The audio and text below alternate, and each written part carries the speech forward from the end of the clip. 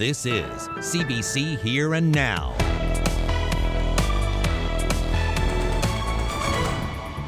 Members of Team Gushu arrived back in St. John's today wearing the bronze medal they just won at the 2022 Olympics. I'm Jeremy Eaton, and I'll have that story coming up. Another colorful warning map as we head towards midweek and another windy day on tap. Good evening and welcome to Here and Now. I'm Peter Cowan. And I'm Carolyn Stokes. Well, there is major concern tonight about jobs and livelihoods on the Burin Peninsula. Yeah, the future of Canada Fluorspar is in doubt. Investors are scrambling to keep the mine from shutting down. Here and Now's Garrett Barry is standing by in our newsroom with more. So Garrett, what do we know about the situation? Carolyn, most of the detail is coming from this Supreme Court order. It was issued just yesterday, and it's put an interim receiver in charge of Canada Fluorspar.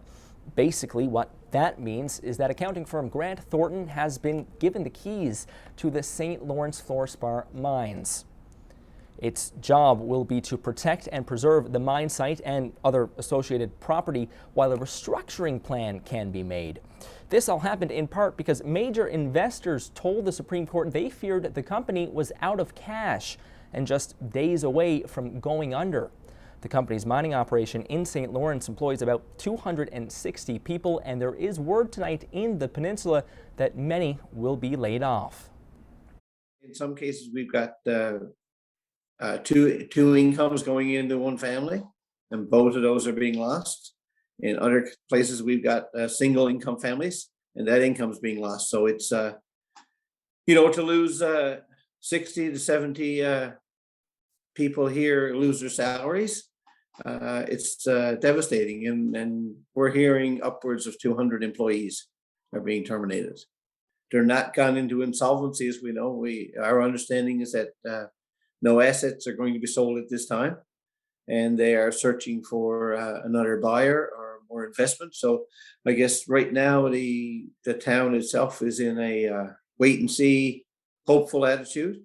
If not, I guess then we have to turn to wherever we can to try to make up the funds that we're losing through the loss of CFI. There are provincial tax dollars at stake here as well. In 2017, the provincial government issued a $17 million loan to the company. In a statement today, Industry Minister Andrew Parsons said the province will offer support to those affected employees. He said officials are in contact with all the relevant parties here. Canada Fluorspar itself did not respond to requests for comment today, but Pittman says he is expecting a call from the company later tonight with some more information on the path forward. Reporting live from St. John's, I'm Garrett Barry.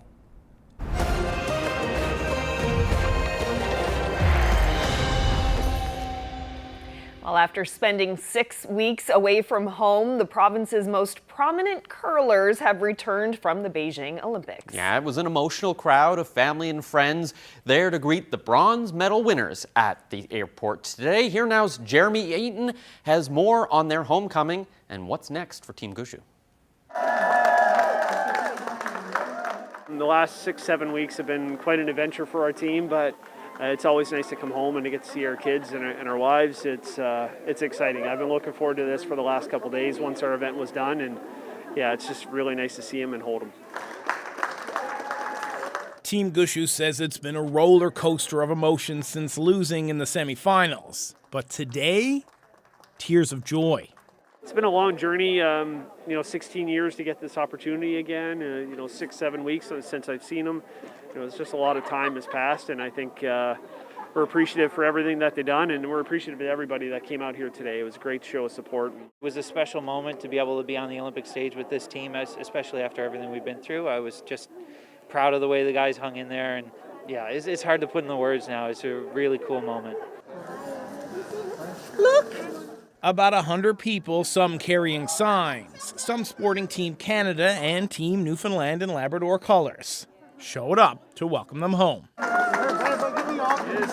That was probably the biggest challenge over there this time around, was just the lack of fans in the stands. You don't have that energy that you sometimes have at these big events, and certainly the energy from your family and supporters. When things are going bad, they're there for support, and when things are going good, they're there to keep you going. So we had to get that through through FaceTime and through phone calls. This medal is priceless, but the team doesn't mind passing it around. On the long trip home, it was there for anyone wanting to try on the Olympic bronze medal. For any kids or any adults that haven't had the opportunity to see it, you want to share it. And certainly for a couple of those guys on the plane, they hadn't seen one before. And you could just see the excitement in their eyes when they held it and put it around their neck. So we'll try and share it as much as we can.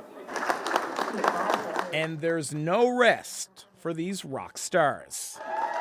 We leave for the Brier next week. I think they caught us at a weak moment and asked if we wanted to play, and we said yes. But if we have been asked now today, I think it might be a different answer, to be quite honest. I think we're all extremely fatigued, tired, and probably mentally, physically, emotionally exhausted, to be honest. Once we get over there, hopefully, we'll be somewhat recovered and be able to go. We're going to go out there. We're going to play hard. Let's just hope that our adrenaline and stuff can get us through the Brier. For now, the Brier is the future, but the next few days are for family and trying to adjust to the 11.5-hour time difference from Beijing. Jeremy Eaton, CBC News, St. John's. Welcome home. Well, now to Western Newfoundland. The roads damaged by heavy rain there late last week should be repaired within a few days. More than 120 millimeters of rain fell between Thursday and Saturday, damaging and washing away some roads. Culverts are being replaced in some areas, while shoulders, ditches, and guide rails are being repaired on various sections of the Trans-Canada Highway. Some of the communities affected include St. George's, Flat Bay, McKay's, Irish Town, and Mainland. There is also work being done to repair a sinkhole on the highway at Little Rapids. That area is down to one lane for now.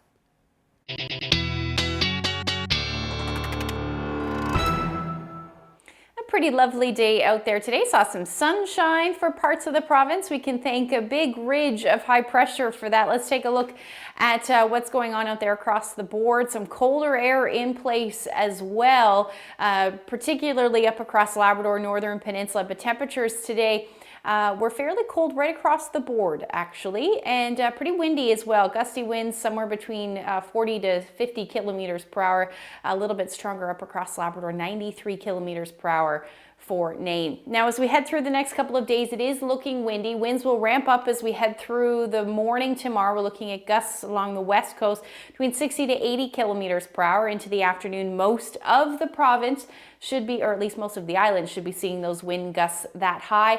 And then we'll see another windy day as we head through the day on Thursday. I'll have the full forecast coming up. Thanks, Ashley. Well, the Chief Medical Officer of Health will soon get another title. Dr. Janice Fitzgerald will receive an honorary doctorate from Queen's College at Memorial University. She's this year's recipient of the Doctor of Canon Law from the Faculty of Theology, which is overseen by the Anglican Diocese. Dr. Fitzgerald will be presented the award at the next convocation ceremony in May. Well, the Fish, Food and Allied Workers Union has launched a new media campaign blaming grey and harp seals for low cod and capelin numbers. The FFAW says the current number of seals is, quote, out of control. Each adult eats up to 2 tons of prey every year. Think about that. 400,000 grey seals can eat up to 800,000 tons of fish every year. And the number of grey seals continues to grow. Well, this YouTube video is part of that campaign. The FFAW, which is often critical of scientists' findings, is calling on the federal government to do more research to understand the impact seals are having. It's accusing Ottawa of avoiding the issue and dodging complaints from animal rights groups. We see WWF and many others that are really driving a conservation-based agenda and beyond just seals, talking about forage fish and many other things. But overall, it's really the prominence of international environmental groups, particularly having a lot of sway on a national level. That's a concern for us. Meanwhile, scientists with the Department of Fisheries and Oceans disagree with the FFAW, saying it's not seals, but the environment that's contributing to lower capelin and cod stocks. Government officials from Spain and Newfoundland and Labrador were expected to meet today to discuss plans to honor the 21 men who are dead or missing after a tragic fishing accident last week. Spanish officials came to the province to be with survivors and as the bodies of those recovered headed home. The Spanish military plane that left St. John's yesterday with the 3 survivors and some of those recovered bodies was greeted by families and Spanish dignitaries. The plane landed in Galicia, Spain. It's the region that's home to many of the fishermen. The Spanish Prime Minister was also there to greet the survivors and the bodies. The Spanish fishing vessel sank February 15th, about 460 kilometers east of Newfoundland, leaving 3 survivors, 9 dead, and 12 missing at sea. Well, nearly 2 years after a killing rampage rocked rural Nova Scotia, the public inquiry began hearings in Halifax today. The Mass Casualty Commission will examine the deaths of 22 people, including a pregnant woman. But even before commissioners had the chance to make introductions, politicians and people affected had harsh words for the process. The CBC's Blair Rhodes has more. I have some good days, and I had more bad days than I do good days. These firefighters traveled to Halifax for the start of the hearings. Both men are traumatized by their experience on April 18th. Their fire hall was supposed to be a place of refuge while the gunman was on the loose. But in the confusion, the building was shot up by RCMP officers. Daryl Curry says he's worried the inquiry won't pay enough attention to their part of the tragedy. They weren't interviewed until just 2 weeks ago. The headlines are limiting the inquiry or the commission to 22 people or 22 families. And that's a little disheartening to us because our story is largely forgotten when the big story is told. They're not the only ones who say the commission is ignoring their concerns. Several families have made their views clear in recent weeks, and the Premier has also weighed in. We need to make sure that the process is designed to get the answers that people seek, so that ultimately we can improve things and try to keep everyone a little safer. So the concerns that the family has raised, I share them. Houston and Nova Scotia's federal cabinet minister Sean Fraser both issued statements today saying the families need better communication. The issues before the mass casualty are much larger than they would be before a court. Not simply who did what when, but broader systemic issues that can help answer the questions of how and why. In his opening remarks, Commission Chair Michael McDonald said if they had followed the route of a traditional inquiry, the process would drift on for years. So instead of relying on a long list of witnesses to bring out evidence, the Commission will lean heavily on what they're calling foundational documents, reports that have been prepared by staff, exploring all aspects of the events of April 18th and 19th, 2020. Whatever your perspective on the mass casualty, and whatever your views on the work of this Commission, I believe we all share common ground. We all want to make our communities safer. I ask you to keep that common ground in mind as we continue with our work. The first of the foundational documents will be released next week. The Commission is to file its final report in November. Blair Rhodes, CBC News, Halifax. Labrador West is known for being an economic powerhouse in the province, but even with wealth, there have been housing issues. The local Housing and Homelessness Coalition has recently opened its newest facility to help those who are struggling. Daryl Din has more. After years of working towards the goal of building an emergency shelter, now it's open and already being used. The Labrador West Housing and Homeless Coalition opened this 3-bedroom shelter last month with provincial and federal funding. Well, we have lots of friends who surf on people's couches, who come in, and we have a lot of people in Labrador West who are living with aged parents who come back to town for many different reasons, down on their luck. Corrine says many don't realize that a wealthy region like Western Labrador deals with homelessness, but the boom-bust cycle has led to unstable housing. She sees people struggle to afford rent and find places to live. I've lived here for 49 years. It's a very affluent community, lots of money, but doesn't come without its social issues, you know, from addictions to mental illness, to people with complex needs, to family circumstances. So we have a lot of hidden homelessness in Labrador West. Corrine sees this shelter as a stopgap measure to help those in need.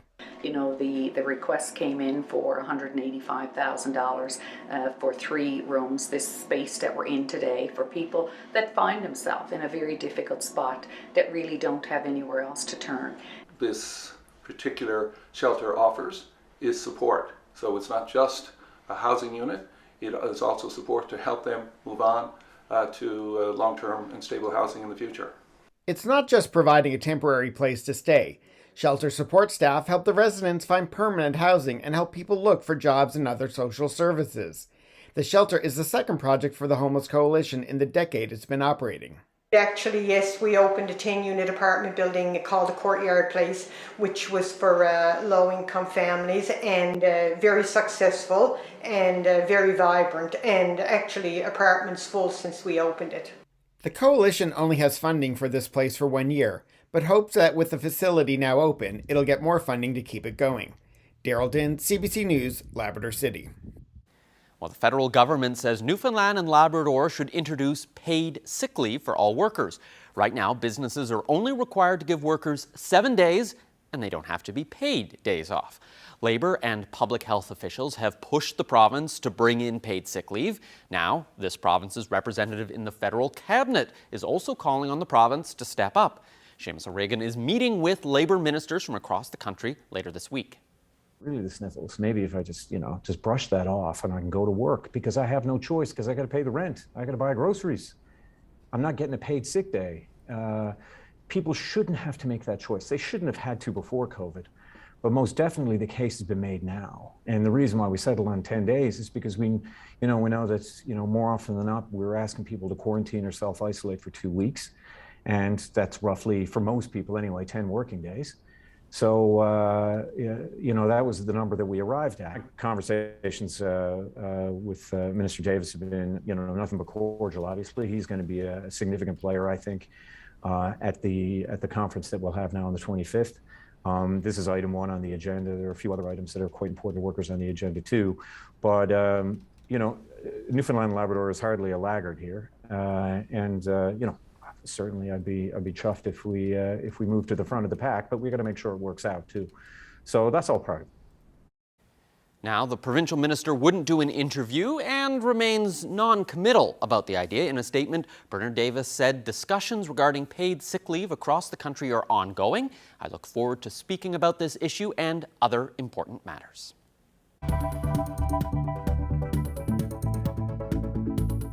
Southeastern Labrador, no stranger to snow this winter. Unfortunately, more on the way and more rain on the way for parts of the island.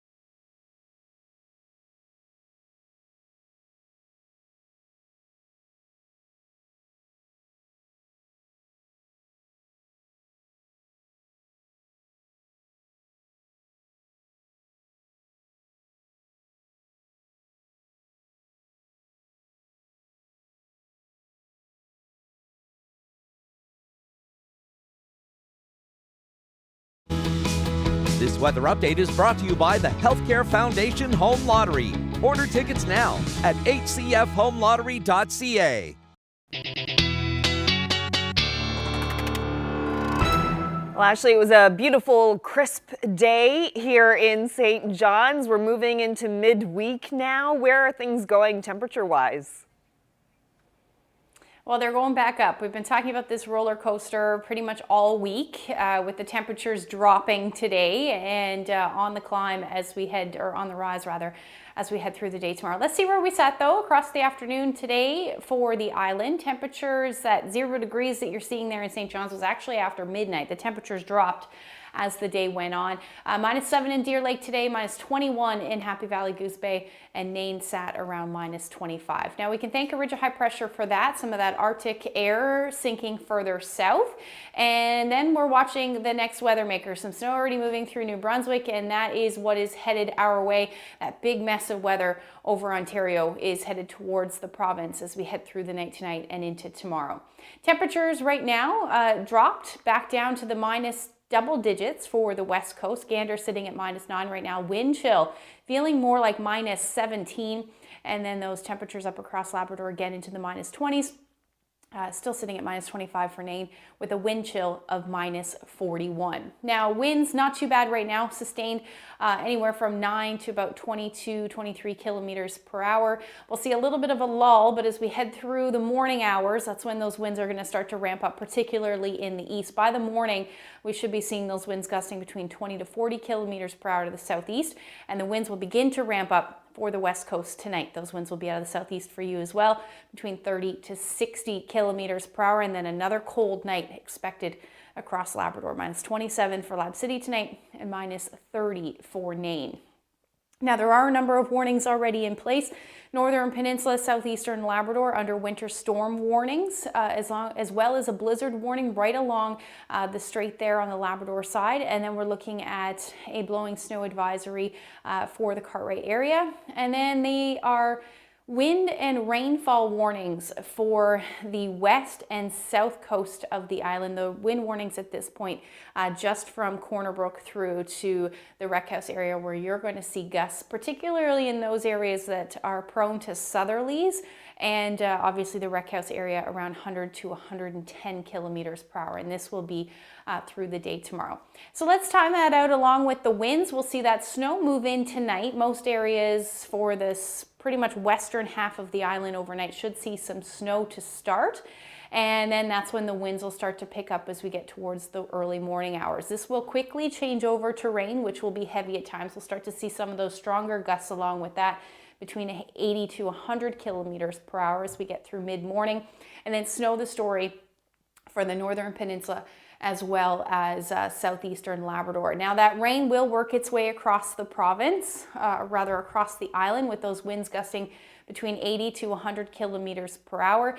And then as we get into mid-afternoon, early evening, does look like the Northern Peninsula will see a change over to showers or drizzle, maybe even some ice pellets, before changing back over to snow as we head through Wednesday evening into early Thursday morning. Most areas should see that precipitation end as some snow again, because we're going to see that wind shift on the west coast as we head through the day on Thursday. Winds will stay brisk again through the day.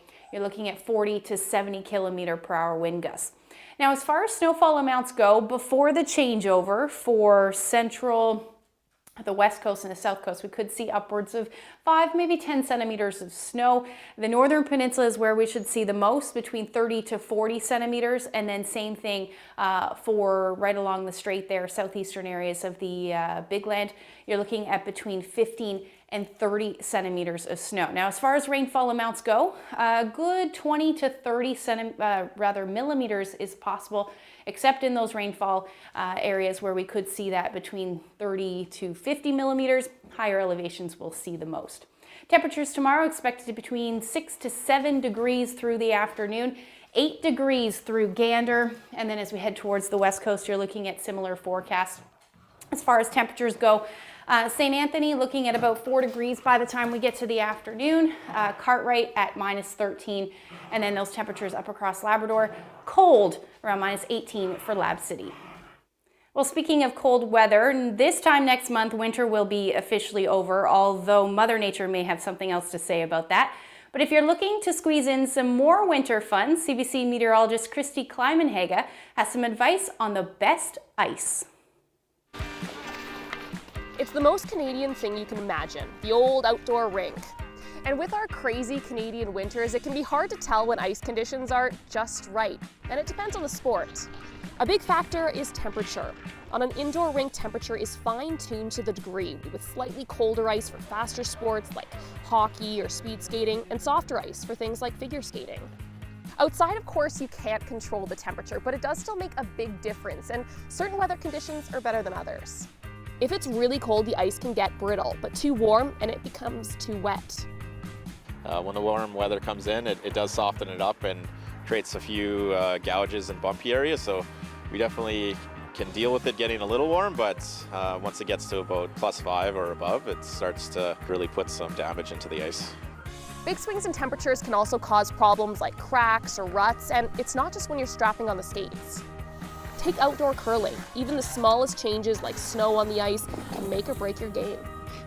It does slow it down. You can see down the middle it kind of gets a little bit cleaner, and then off to the sides it's kind of gummed up, but it's all part of the game. You got to adjust your game to suit the conditions. On a backyard rink like this one, that little bit of snow or slush can really change how the shots move. So what are the best conditions when you're taking to the ice? Well, it can be a little subjective. -10 is probably your best bet for curling, because if it's too warm, it gets too wet, then it slows everything down and creates ruts. And if it's too cold, it's just uncomfortable. If I could have my perfect temperature, it'd probably be -5 throughout the entire winter. It's too much to ask for, but as long as we avoid getting to the +5 and above, that's a little bit too warm. So with our temperatures all over the map, if you find your perfect skating conditions, best bet is to take advantage.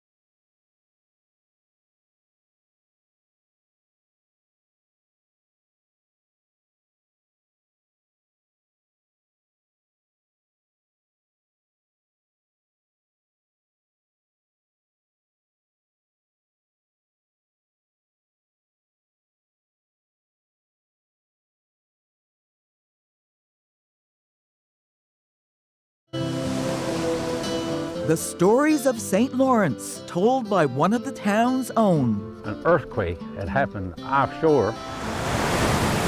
Sunday at 11:30 and Monday at 7.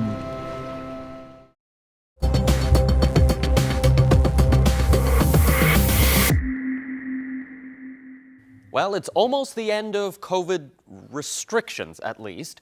The province says in about a month it'll be dropping all of the pandemic measures. But that won't be the end of COVID-19. So how are we going to live with it? Well, Rod Russell is a professor of immunology and virology at Memorial University. Thanks for joining us again.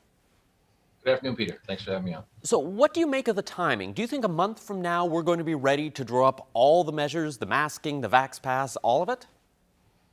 I think so. I think a month from now we're going to be in as good a place as we could hope to be, because we've got great vaccination rates. We have a relatively mild variant that we're dealing with. And the key point is the virus is not going away, not anytime soon. We hope it'll go down in numbers. You know, we might see a decrease in cases in the summer, but I doubt it'll go to 0 cases. So unless you're planning to keep these restrictions in place for the rest of the summer, you know, this is the only time, this is the best time to lift them now. What I think a lot of people are struggling with, though, is the idea that we can drop restrictions at a time where we are still seeing hundreds of people testing positive, and it seems like almost every other day we've got another death that's coming from COVID-19. So how do you wrap your head around that?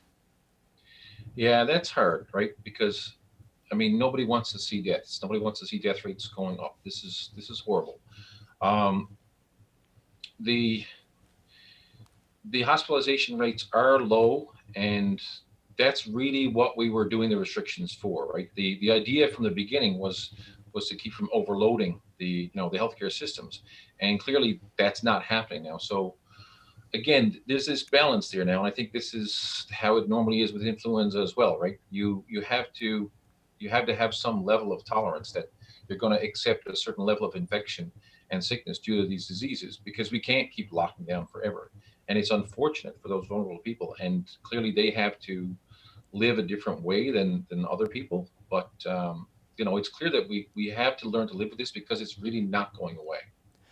One of the groups that can't get vaccinated is kids under 5. How concerned should parents be about their young children as things open up? We are going to see more cases, more spread of the virus, and they don't have any of the protection that the rest of us do. Right. So for the record, I'm one of those parents who, you know, we have a 3-year-old little girl at home who can't be vaccinated yet. And, you know, those are the people I'm worried about, right? We assume, we know from what we've seen so far, the evidence supports the idea that most children can handle this virus infection, especially with Omicron now being, you know, milder than the rest. So most of us don't need to worry. You know, I've heard lots of cases, friends and their children who've been unvaccinated have gotten sick and recovered pretty quickly and been okay. But of course, right, not every child is the same, and there always could be a chance that one child could get sick. So as a parent, you're looking at it as, you know, what if your child is that one that gets sick? So that's a concern. And you know, I think the key there is that as soon as the vaccinations are available for that younger group, we have to make sure that we get them vaccinated as well, because nobody wants to see a 2-year-old or 3-year-old sick with this, right?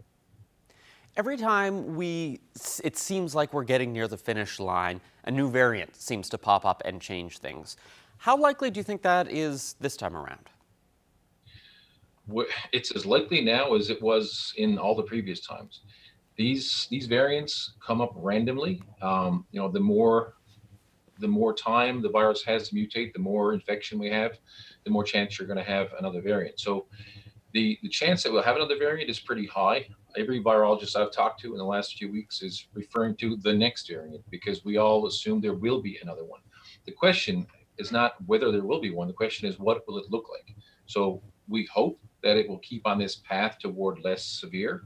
But, you know, there's no guarantee, unfortunately. There's no rule book here, and the virus does what the virus does. So there's always a chance that a more severe variant will pop up, either out of Omicron, or there's still Delta circulating in parts of the world. So there could be another version of Delta that starts to dominate at some point.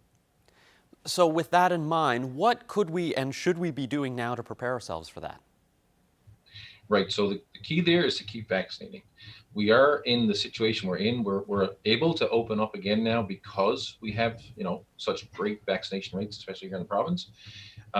My concern is that we get complacent now. I really hope people don't get complacent and think, well, we have a mild variant now, so maybe we don't need to bother getting vaccinations. Maybe we don't need to vaccinate our 3-year-olds. We have to remember that there could be and probably will be another variant. If there's any chance that could be more severe than Omicron, then that's more reason to get the younger children vaccinated as soon as possible.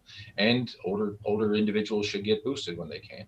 So I think we need to keep in mind that there probably will be another variant. It could be worse than what we're seeing now. So we definitely don't need to, or we definitely shouldn't stop vaccinating. Well, Rod Russell, I appreciate you joining me. Thanks so much for your time. My pleasure. Thanks for having me on again. Well, still on the topic of easing restrictions, next week the federal restrictions around international travel will be easing, and it seems Canadians are eager to pack their bags and get going. CBC's Julia Wong takes a look at what people can expect as governments and the travel industry switch to a learning to live with COVID approach.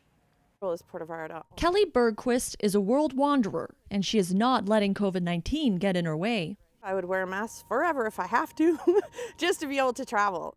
The Edmonton woman traveled throughout the pandemic and has more trips planned. Next month I'm going back to Ixtapa, April I'm going to Puerto Vallarta, and May I'm going to Sweden. For Canadians who have stayed home the last 2 years, there's pent-up demand to get away. We're going to Phoenix. Really liberating. I think it's super nice to be able to travel. Calls and bookings have surged since the federal government announced it's dropping its advisory against non-essential international travel at the end of the month, as well as PCR testing requirements for vaccinated Canadians coming home from abroad. But travelers still have a lot of health-related questions. What are the COVID rates in the destination that I'm traveling to? They're interested in the number of people that are at a resort or a hotel. They are interested in all of the safety measures. Before they buy a ticket post-COVID, the Conference Board of Canada says travelers are also considering the distance they might travel in case they have to come home quickly. Being able to head south but also be close to home is boosting people's confidence in booking. When it comes to travel insurance, policies changed throughout the pandemic, and they're expected to evolve again now that travel restrictions are easing and when COVID transitions to an endemic disease. And most of the Canadian policies are going to provide protection for individuals if they get sick due to COVID. I think we're going to see that continue even further once we move into that endemic state. So looking at it just as any type of condition that you've got. Another trend that's persisting, last-minute bookings, an indication Canadians don't want to book a trip in case travel rules change yet again or a new variant emerges. Julia Wong, CBC News, Edmonton.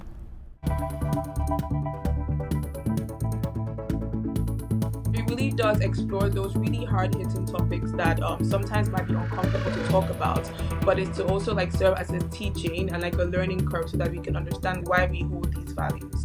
Lund's Black Student Association tackles some controversial topics in a new video for Black History Month. What they hope people will learn from it coming up.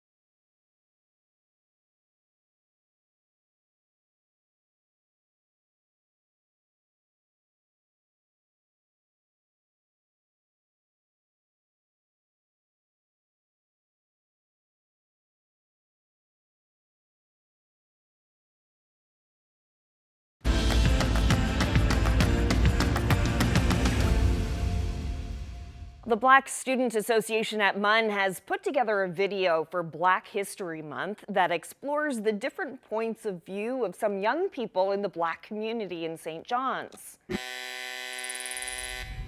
I am pro-Black. The video series is called Spectrum. 8 people are asked questions about race and racism. Then they choose the degree to which they agree or disagree with that question, and then that topic is discussed. I'm pro-Black in the sense that I would support any Black person. I would support any Black business. Joining me now to talk more about this project is Nicole Obidiaka, president of the Black Student Association. Thanks so much for being here. Thank you for having me. Can you tell us about the idea behind this video? So the idea behind the video and the way it was generated was through different conversations that I had had with my friends within the university and outside of the university. And when we talked on certain topics, I noticed that we had really opposing views. And I realized that the reason behind those opposing views were based off our different lived experiences or our backgrounds. And I was watching YouTube and I saw when they had done a Spectrum video called Do All Black Men Think the Same? And I thought that would be really interesting to do a video called Do All Black People Think the Same? And explore the different ideologies that exist within the Black community in Newfoundland. So that was the whole idea behind the video, or the inspiration. Okay, and how did you choose the topics to discuss? So if you notice, it was a play on both certain stereotypes that do exist about the Black community, and also certain topics that I would, I guess, categorize as quite controversial. So that's how the topics were chosen. Yeah, some of the questions do touch on pretty sensitive topics. Like the one that jumped out to me is, do you think Black men cheat on their significant others more than other races? So why did you want to explore those kinds of sensitive topics? So it was really just to, I guess, highlight the different ideologies and just see exactly on which topics do we agree on or disagree on. The question about Black men cheating on their significant others more than other races is something that you hear a lot. It is a stereotype.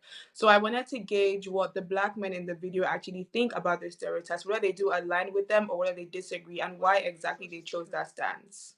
I don't believe that it's totally wrong, but I also don't believe that's totally right. Yeah, I feel like cheating is a person thing. Anybody can cheat. And with all of the questions that you asked, were you surprised by any of the responses that you received? I was surprised. I was surprised by one of the questions specifically. It's not in the first video right now, but it is in the second video. And that was a question about whether all races are allowed to wear any hairstyle.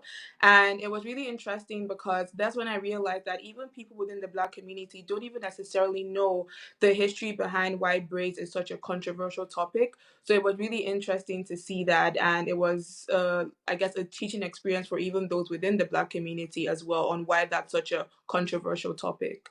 Who do you see this as teaching? Like, who is the student in your mind? Who would you like to be watching this video and to learn something from it? So the video the video can go honestly beyond Newfoundland. The video is for really anyone who has ever had any questions or ever wondered, what does the Black community have to say about this? Not necessarily that the video encompasses the entire Black community, but we did try our best to get people who have different experiences. So it's really just to debunk certain stereotypes and myths that people might have about Black individuals.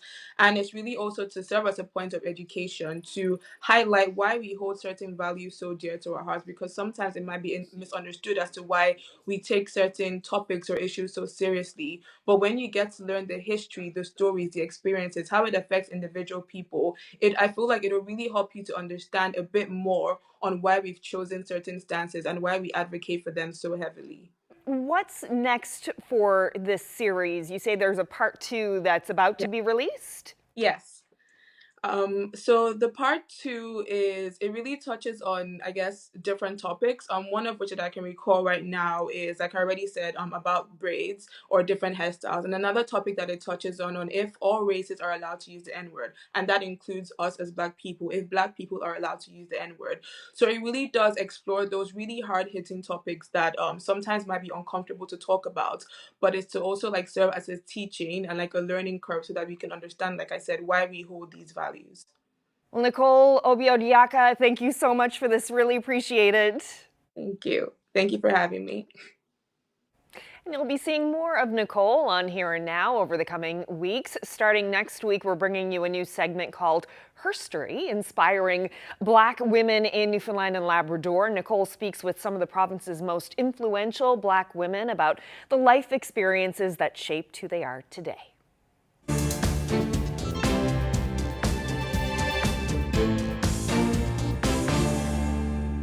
The head of NATO says Russia's Vladimir Putin appears ready to strike after surrounding 3 sides of Ukraine with a massive military buildup. Putin's move yesterday to recognize the independence of 2 rebel-held territories inside eastern Ukraine have only underlined the fears of a potential invasion. And as CBC Moscow correspondent Briar Stewart reports, there are now more signs of tanks and soldiers moving towards Russia's border with Ukraine. I'm in the community of Pokrovskaya in southwest Russia near Ukraine's border, and this is a town that's seeing firsthand the military buildup. In fact, just behind me in the distance, you can see military vehicles being loaded onto trains, and there's a lot of residents passing by very curious about what's going on. There are a lot of soldiers walking down the sidewalk, picking up food and other things, and a lot of people curious. Now, our team here has spoken with residents. They say they don't want to be at war with Ukraine, but they are supportive of what President Vladimir Putin is doing. The Kremlin today would not confirm whether Russia has sent troops over the border into Donetsk and Luhansk, but there are reports that they are on the ground there now, and the conflict is still continuing. Now, there's a big question about what it will mean to have Russia recognize Donetsk and Luhansk as independent, and whether it's going to erupt into a larger war in eastern Ukraine, and there's a very real fear that it could lead to an invasion of the entire country. Briar Stewart, CBC News, near the Russia-Ukraine border. Well, key leaders in the Ottawa protests have been in court for bail hearings today. Tamara Leach was denied bail. The judge says she believes Leach is at high risk to reoffend. Pat King is also seeking bail, but there won't be a decision on that today. To change. I don't think someone like this will be able to occur again. I think they'll jump on the gun quicker next time. Well, the protest area in downtown Ottawa is slowly returning to normal. The main downtown mall, the Rideau Centre, has reopened for shoppers. The former red zone around the protest, where people were asked to stay away, has gotten smaller. However, Parliament Hill itself is still off limits to the general public.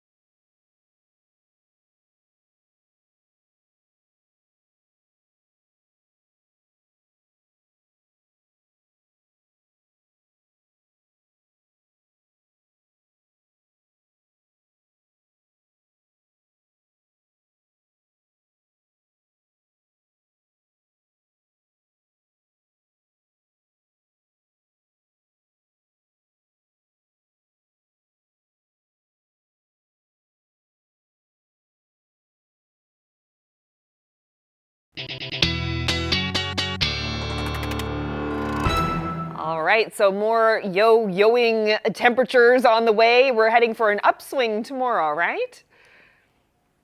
That's right. Yeah, temperature is going to climb back up again, which means more rain is on the way for most of the island. In fact, let's take a look at the temperatures through the afternoon. They should be sitting somewhere between 6 to 8 degrees, a little cooler for the northern peninsula, St. Anthony about 4 degrees. But again, those temperatures will be well below zero for the majority of the day. And then for Labrador, you're looking at your temperatures in the minus teens through the afternoon, with blizzard conditions expected along the strait and winter storm conditions for the southeast. Now, as we look forward through to Thursday, this is when the temperatures are going to start to dip back down. We're looking at snow continuing through the afternoon for a good chunk of the west coast, and then quiet pretty much everywhere else. Temperatures now back down to the minus double digits for Corner Brook, minus single digits through central, 4 degrees for St. John's, but that temperature will drop like a rock as we head through the afternoon on Thursday. Now, same thing Thursday night into Friday. It will be generally quiet. However, going to keep that chance of flurries in for the west coast and onshore flow, and temperatures again are going to be quite chilly. So minus single digits between minus 6 to minus 9, much cooler for the northern peninsula, minus 18 for St. Anthony, and then sunshine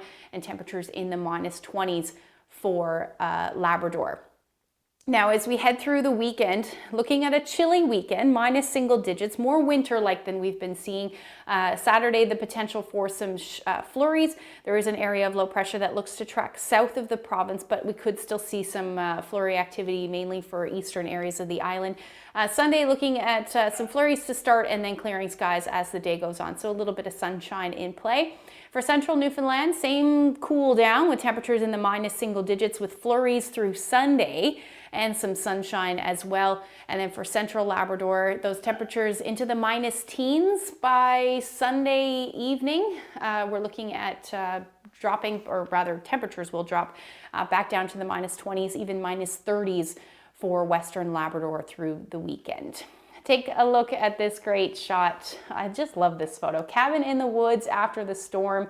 Lillian shared this photo of River of Ponds, obviously getting lots of snow there. And if you have any weather photos that you would like to share with us, send them to nlphotos@cbc.ca.